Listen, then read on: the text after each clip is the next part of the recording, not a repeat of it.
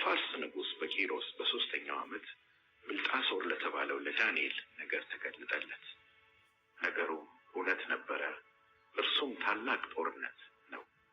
ነገሩንም አስተዋለ፣ በራእዩም ውስጥ ማስተዋል ተሰጠው። በዚያም ወራት እኔ ዳንኤል 3 ሳምንት ሙሉ ሳዘን ነበርሁ። ማለፊያ እንጀራም አልበላሁም፣ ስጋና ጠጅም በአፌ አልገባም። 3ቱም ሳምንት እስኪፈጸም ድረስ ዘይት አልተቀባሁም። ከመጀመሪያውም ወር በ24ኛው ቀን ጤግሮስ በተባለው በታላቁ ወንዝ አጠገብ ሳለሁ ዓይኔን አነሳው፣ እነሆም በፍታ የለበሰውን ጥሩም የኤልፋዝ ወርቅ በወገቡ ላይ የታጠቀውን ሰው አየሁ። አካሉም እንደ ቢረሌ ይመስል ነበር፣ ፊቱም እንደ መብረቅ ምስያ ነበር፣ ዓይኖቹም እንደሚንበለበል ፋና፣ ክንዶቹና እግሮቹም እንደ ጋለ ናስ፣ የቃሉም ድምፅ እንደ ብዙ ሕዝብ ድምፅ ነበረ። እኔም ዳንኤል ብቻዬን ራእዩን አየሁ፣ ከእኔ ጋር የነበሩ ሰዎች ግን ራእዩን አላዩም። ነገር ግን ጽኑ መንቀጥቀጥ ወደቀባቸው፣ ይሸሸጉም ሸሹ። እኔም ብቻዬን ቀረሁ፣ ይህንም ታላቅ ራእይ አየሁ። ኃይልም አልቀረልኝም፣ ደም ግባቴም ወደ ማሸብሸብ ተለወጠብኝ፣ ኃይልም አጣሁ። የቃሉንም ድምፅ በሰማው ጊዜ ደንግጬ በምድር ላይ በግንባሬ ተደፋሁ። እነሆም አንዲት እጅ ዳሰሰችኝ፣ በጉልበቴና በእጄም አቆመችኝ። እርሱም እጅግ የተወደድክ ሰው ዳንኤል ሆይ፣ እኔ ዛሬ ወደ አንተ ተልኬአለሁና የምነግርህን ቃል አስተውል፣ ቀጥ ብለህም ቁም አለኝ። ይህንም ቃል ባለኝ ጊዜ እየተንቀጠቀጥኩ ቆምኩ። እርሱም እንዲህ አለኝ፣ ዳንኤል ሆይ አትፍራ፣ ልብህ ያስተውል ዘንድ ሰውነትህም በአምላክህ ፊት ይዋረድ ዘንድ ካደረግክበት ከመጀመሪያው ቀን ጀምሮ ቃልህ ተሰምቷል። እኔም ስለ ቃልህ መጥቻለሁ። የፋርስ መንግሥት አለቃ ግን 21 ቀን ተቋቋመኝ። እነሆም ከዋነኞቹ አለቆች አንዱ ሚካኤል ሊረዳኝ መጣ። እኔም ከፋርስ ነገሥታት ጋር በዚያ ተውኩት። ራእዩም ገና ለብዙ ዘመን ነውና በኋለኛው ዘመን ለሕዝብህ የሚሆነውን አስታውቅህ ዘንድ አሁን መጥቻለሁ። ይህንም ቃል በተናገረኝ ጊዜ ፊቴን ወደ ምድር አቀረቀርኩ፣ ዲዳም ሆንኩ። እነሆም የሰው ልጅ የሚመስል ከንፈሬን ዳሰሰኝ። የዚያን ጊዜም አፌን ከፍቼ ተናገርኩ። በፊቴም ቆሞ የነበረውን ጌታዬ ሆይ፣ ከራእዩ የተነሳ ሕመሜ መጣብኝ፣ ኃይልም አጣሁ። ይህ የጌታዬ ባሪያ ከዚህ ከጌታዬ ጋር ይናገር ዘንድ እንዴት ይችላል? አሁንም ኃይል አጣሁ፣ እስትንፋስም አልቀረልኝ አልኩት። ደግሞም ሰው የሚመስል ዳሰሰኝ፣ አበረታኝም። እርሱም እጅግ የተወደድክ ሰው ሆይ አትፍራ፣ ሰላም ላንተ ይሁን፣ በርታ፣ ጽና አለኝ። በተናገረኝም ጊዜ በረታሁና አበርትተኸኛልና ጌታዬ ይናገር አልኩ።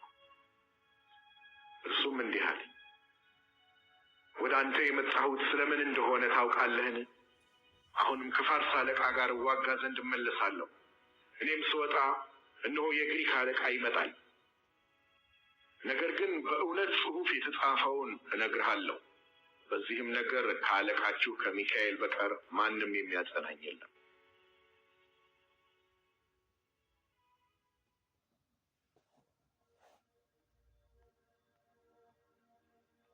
ምዕራፍ 11 እኔም በሜዶናዊው በዳርዮስ መጀመሪያ ዓመት አጸናውና አበረታው ዘንድ ቆሜ ነበር። አሁንም እውነትን አሳይሃለሁ።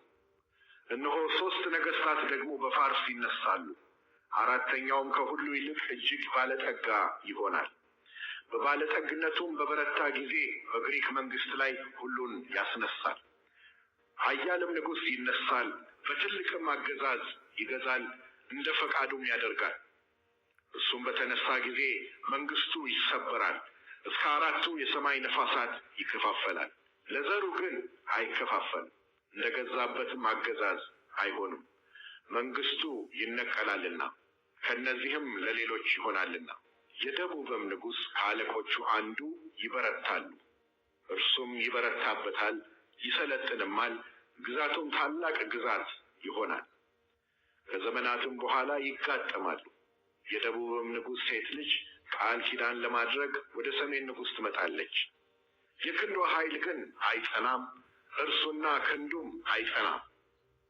እርሷና እርሷን ያመጡ የወለዳትም በዚያም ዘመን ያጸናት አልፈው ይሰጣሉ። ነገር ግን ከስሯ ቁጥቋጥ አንዱ በስፍራው ይነሳል፣ ወደ ሰራዊቱም ይመጣል፣ ወደ ሰሜንም ንጉሥ አምባ ይገባል፣ በላያቸውም ያደርጋል፣ ያሸንፍማል። አማልክቶቻቸውንና ቀልጠው የተሰሩትን ምስሎቻቸውን ከብርና ከወርቅ የተሰሩትን የከበሩትን ዕቃዎች ወደ ግብጽ ይማርካል። እስከ ጥቂትም ዓመት ድረስ ከሰሜን ንጉሥ ጋር ሳይዋጋ ይቀመጣል። ይህም ወደ ደቡብ ንጉሥ መንግሥት ይገባል፣ ነገር ግን ወደ ገዛ ምድሩ ይመለሳል። ልጆቹም ይዋጋሉ፣ ብዙ ሰራዊትንና ሕዝብን ይሰበስባል። እርሱም ይመጣል፣ ይጎርፍማል፣ ያልፍማል፣ ተመልሶም እስከ አምባው ድረስ ይዋጋል። የደቡብም ንጉሥ ይቆጣል፣ ወጥቶም ከሰሜን ንጉሥ ጋር ይዋጋል። ብዙ ሕዝብንም ለሰልፍ ያቆማል፣ ሕዝቡም አልፎ በእጁ ይሰጣል። ሕዝቡም በተወሰደ ጊዜ ልቡ ይታበያል፣ አእላፋትንም ይጥላል፣ ነገር ግን አያሸንፍም። የሰሜንም ንጉሥ ይመለሳል፣ ከቀደመውም የበለጠ ብዙ ሕዝብ ለሰልፍ ይቆማል። በዘመናትና በዓመታትም ፍጻሜ ከታላቅ ሰራዊትና ከብዙ ሀብት ጋር ይመጣል። በዚያም ዘመን ብዙ ሕዝብ በደቡብ ንጉሥ ላይ ይነሳሉ። ከሕዝብህም መካከል የአመፅ ልጆች ራእዩን ያጸኑ ዘንድ ይነሳሉ፣ ነገር ግን ይወድቃሉ። የሰሜንም ንጉሥ ይመጣል፣ አፈርንም ይደለድላል፣ የተመሸገችንም ከተማ ይወስዳል። የደቡብም ሰራዊት የተመረጡትም ሕዝብ አይቆሙም፣ ለመቋቋምም ኃይል የላቸውም። በእርሱም ላይ የሚመጣው ግን እንደ ፈቃዱ ያደርጋል፣ በፊቱም የሚቆም የለም። በመልካሚቱም ምድር ይቆማል፣ በእጁም ውስጥ ጥፋት ይሆናል። ከመንግስቱም ሁሉ ኃይል ጋር ይመጣ ዘንድ ፊቱን ያቀናል፣ ከእርሱም ጋር አንድነትን ያደርጋል። ያረክሳትም ዘንድ ሴትን ልጅ ይሰጠዋል፣ እርሷም አትጸናም፣ ለእርሱም አትሆንም። ከዚህም በኋላ ፊቱን ወደ ደሴቶች ይመልሳል፣ ብዙዎችንም ይወስዳል።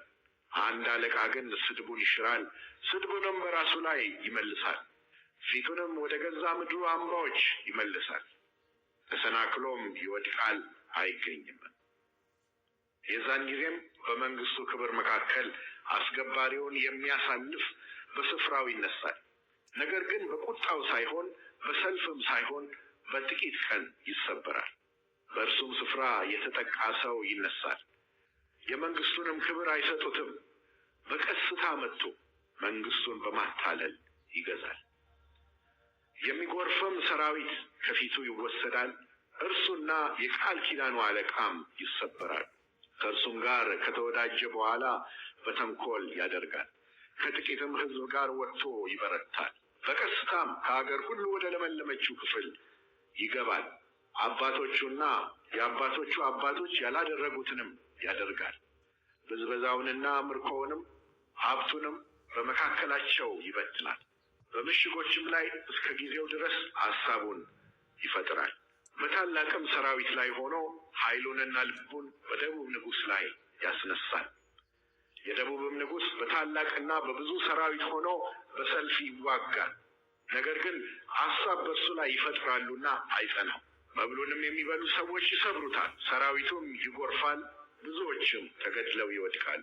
እነዚህም ሁለት ነገሥታት ክፋትን ያደርጉ ዘንድ በልባቸው ያስባሉ፣ በአንድ ገበታም ተቀምጠው ሐሰት ይናገራሉ። ነገር ግን ፍጻሜው እስከ ተወሰነው ጊዜ ነውና አይከናወንላቸውም። ከብዙም ሀብት ጋር ወደ ምድሩ ይመለሳል፣ ልቡም በተቀደሰው ቃል ኪዳን ላይ ይሆናል። ፈቃዱንም ያደርጋል፣ ወደ ገዛ ምድሩም ይመለሳል። በተወሰነውም ጊዜ ይመለሳል፣ ወደ ደቡብም ይመጣል።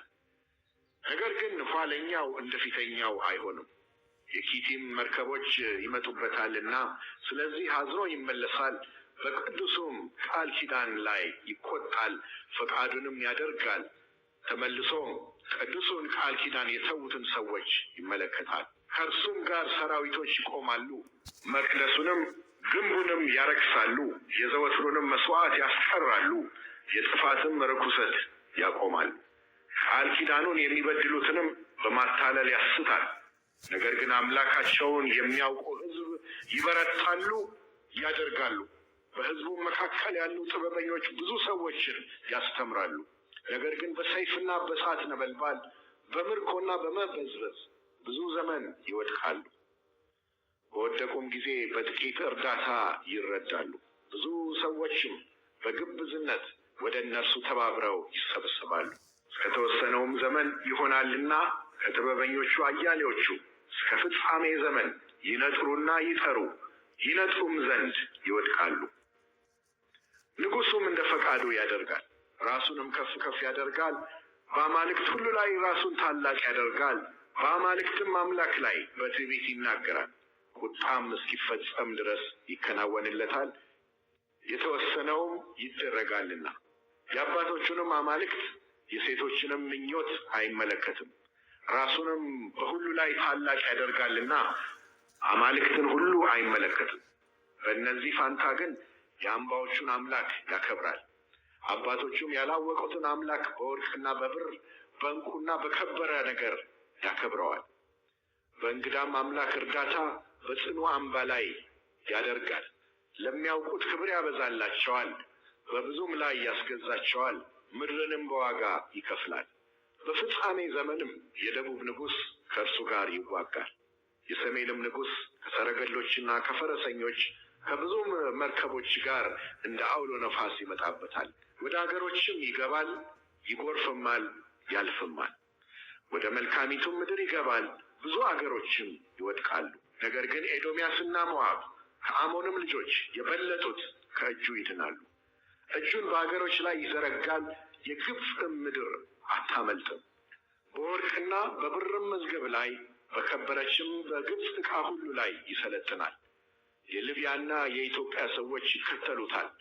ከምስራቅና ከሰሜን ግን ወሬ ያውከዋል። ብዙ ሰዎችንም ይገድል ዘንድና ፈጽሞ ያጠፋ ዘንድ በታላቅ ቁጣ ይወጣል።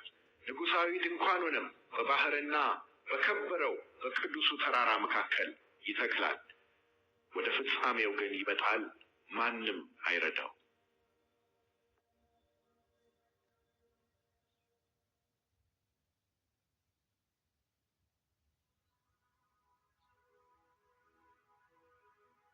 ምዕራፍ 12 በዚያም ዘመን ስለ ሕዝብህ ልጆች የሚቆመው ታላቁ አለቃ ሚካኤል ይነሳል። ሕዝብም ከሆነ ጀምሮ እስከዚያ ዘመን ድረስ እንደርሱ ያለ ያልሆነ የመከራ ዘመን ይሆናል። በዚያም ዘመን በመጽሐፉ ተጽፎ የተገኘው ሕዝብ ሁሉ እያንዳንዱ ይድናል። በምድርም ትቢያ ውስጥ ካንቀላፉት ብዙዎች ይነቃሉ። እኩሌቶቹ ወደ ዘላለም ሕይወት፣ እኩሌቶቹም ወደ እፍረትና ወደ ዘላለም ጉስቁልና። ጥበበኞቹም እንደ ሰማይ ጸዳል፣ ብዙ ሰዎችንም ወደ ጽድቅ የሚመልሱ እንደ ከዋክብት ለዘላለም ይደምቃሉ። ዳንኤል ሆይ አንተ ግን እስከ ፍጻሜ ዘመን ድረስ ቃሉን ዝጋ፣ መጽሐፉንም አትም። ብዙ ሰዎች ይመረምራሉ፣ እውቀትም ይበዛል። እነሆም ሁለት ሌሎች ቆመው ነበር፣ አንዱ በዚህ በወንዙ ዳር፣ ሌላውም በዚያ በወንዙ ዳር። አንዱም ከወንዙም ውሃ በላይ የነበረውን በፍታም የለበሰውን የዚህ ድንቅ ፍጻሜ እስከ መቼ ነው አለው። ከወንዙም ውሃ በላይ የነበረው በፍታም የለበሰው ሰው ቀኝና ግራ እጁን ወደ ሰማይ አንስቶ ለዘመንና ለዘመናት ለዘመንም እኩሌታ ነው፣ የተቀደሰውም ሕዝብ ኃይል መበተን በተጨረሰ ጊዜ ይህ ሁሉ ይፈጸማል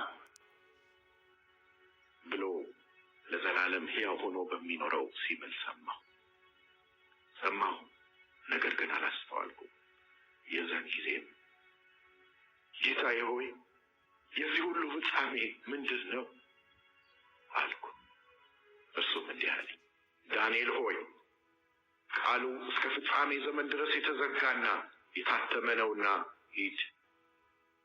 ብዙ ሰዎች ሰውነታቸውን ያጠራሉ፣ ያነጹማል፣ ያነጥሩማል። ክፉዎች ግን ክፋትን ያደርጋሉ። ክፉዎችም ሁሉ አያስተውሉም፣ ጥበበኞች ግን ያስተውላሉ። የዘወትሩም መስዋዕት ከቀረ ጀምሮ፣ የጥፋትም ርኩሰት ከቆመ ጀምሮ 1290 ቀን ይሆናል። የሚታገስ እስከ 1335 ቀንም የሚደርስ ምስጉን ነው። አንተ ግን እስከ ፍጻሜው ድረስ ሂድ። አንተም ታርፋለህ፣ በቀኑ መጨረሻ በዕጣ ክፍልህ ትቆማለህ። በፋርስ ንጉሥ በቂሮስ በ3ኛው ዓመት ብልጣሶር ለተባለው ለዳንኤል ነገር ተገለጠለት። ነገሩ እውነት ነበረ፣ እርሱም ታላቅ ጦርነት ነው። ነገሩንም አስተዋለ፣ በራእዩም ውስጥ ማስተዋል ተሰጠው። በዚያም ወራት እኔ ዳንኤል 3 ሳምንት ሙሉ ሳዘን ነበርሁ። ማለፊያ እንጀራም አልበላሁም፣ ስጋና ጠጅም በአፌ አልገባም። 3ቱም ሳምንት እስኪፈጸም ድረስ ዘይት አልተቀባሁም። ከመጀመሪያውም ወር በ24ኛው ቀን ጤግሮስ በተባለው በታላቁ ወንዝ አጠገብ ሳለሁ ዓይኔን አነሳሁ፣ እነሆም በፍታ የለበሰውን ጥሩም የኤልፋዝ ወርቅ በወገቡ ላይ የታጠቀውን ሰው አየሁ። አካሉም እንደ ቢረሌ ይመስል ነበር፣ ፊቱም እንደ መብረቅ